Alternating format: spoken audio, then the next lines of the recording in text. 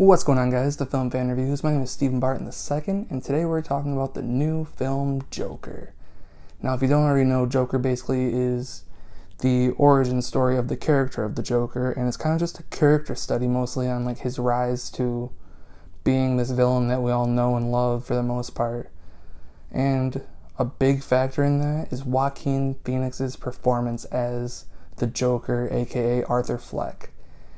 This role could not have been easy. I mean, if you're a fan of movies, you know that Joaquin Phoenix kind of puts his all into a lot of the characters to the point where I don't think he's necessarily a method actor. I actually listened to a podcast where he said he doesn't feel that method. He just kind of likes to be in that character's headspace, kind of, and just, not that he avoids people, he kind of just likes to be alone and kind of be with that character to kind of give his all in his performances, and I respect the hell out of that.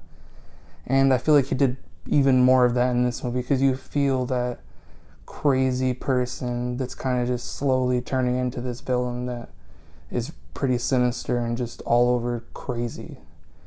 And he had a lot of big shoes to fill, like Cesar Romero, Jack Nicholson, Heath Ledger, Mark Hamill in the animated series. All of those people he had to follow up. Even I'll give Jared Leto a pass because there's a lot of stuff in there that I don't think was his fault. And I'll give a large props to Todd Phillips, who directed the movie as well. He got amazing performances out of him, and he hasn't really had to deal with a lot of dramatic stuff in the past. I mean, he's done Old School, The Hangover. Even War Dogs, to a certain extent, is mostly comedy in my eyes. He does a lot of action drama stuff in there too, but jumping into this very dramatic, serious story could not have been an easy one transferring over, but I think he did a phenomenal job, and I think both him and Joaquin deserve nominations when it comes to that time. Now, some of the conversations we've been having lately in the news, on the internet, everything like that is this movie glorifying mental illness and violence and kind of making light to some of these terrible things that have been happening in reality? And the answer to that is definitely not. This could be opinion-based, but in my opinion, I think Todd Phillips does a great job of basically sympathizing with these terrible situations that Arthur gets put in, but you're not on his side when he's doing all these terrible things to people.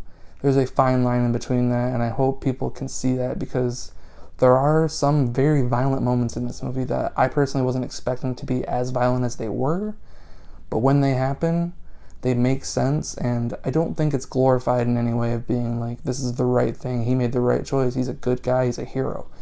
The Joker is never seen as a hero in this movie or in any other iteration of the character, so I don't think this is to blame for any of that. There are a lot of other directions you can look, but the Joker does a phenomenal job of making this villain a villain that you should never treat as anything but that, and that's how it's been advertised, so chill out on all that. Now, as I stated in there, the violence is pretty heavy at times. Not that it's like blood and guts everywhere and stuff like that, it's just some of the stuff you just, boom, it happens, and it's like, holy crap.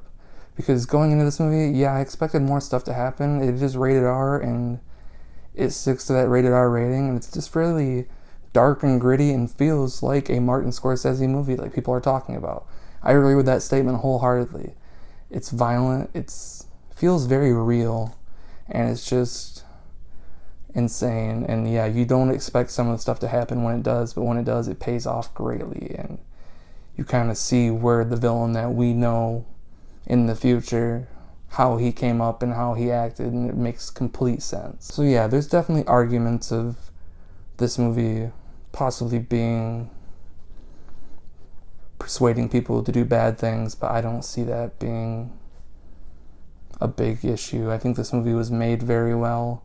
It's not giving you those messages, it's telling you that this villain is bad, and it's kind of just touching on this character and doing a character study of a character that we've known for so many years that it's kind of a fresh thing to see this story happen. And I had a great time watching it. Everyone that I saw it with loved it.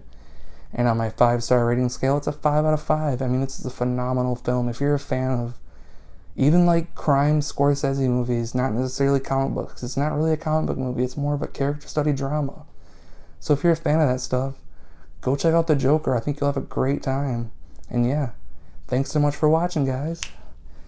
Please like the video, comment your thoughts. I'd love to chat with you about it. I just want to talk about this movie, and actually, if you want to, recommend a movie for me to review, even if it is older. I love to communicate with my audience a little more and see what they want to see, and I think that'd be a lot of fun, and I'll try to put out some more videos, and if I can't, I'll write some if it gets too crazy, which I'm going to be shooting a movie in a few weeks in class, so it could be, but I want to do this, so go ahead and write some stuff in the comments. I'd be glad to chat with you guys, and share the video if you want. Follow me on my social medias. The links will be in the description. Yeah. Filmfanreviews.blogspot.com is where my written reviews are. There's a bunch of them that are older, a couple newer ones, but mostly will be on here. But check that link out if you want to read some of that stuff. And yeah, thanks for watching, guys.